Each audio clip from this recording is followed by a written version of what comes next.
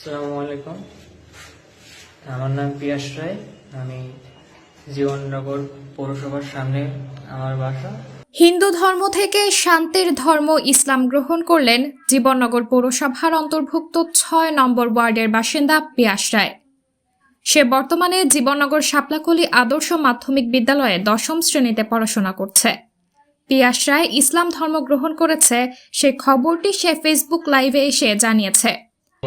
আপনারা সবাই মনে হয় নাম শুনে বুঝতে পারছেন, পিয়াস রায়। আমি একজন হিন্দু, তো আমি ইসলাম ধর্ম গ্রহণ করেছি এবং এটা আমি সম্পূর্ণ স্বেচ্ছায় গ্রহণ করেছি। এই জন্য আমার কোনো বন্ধু বান্ধব, আত্মীয় স্বজন বা কোনো শিক্ষক, কোনো বই পুস্তক বা কোনো প্রতিষ্ঠান এর জন্য দায়বদ্ধ নয়। এবং সে আরও জানিয়েছেন, আমাকে কেউ জোর করেননি, ইসলাম ধর্ম গ্রহণ করায়নি, আমি সুস্থ মস্তিষ্কে ইসলাম ধর্ম গ্রহণ করেছি।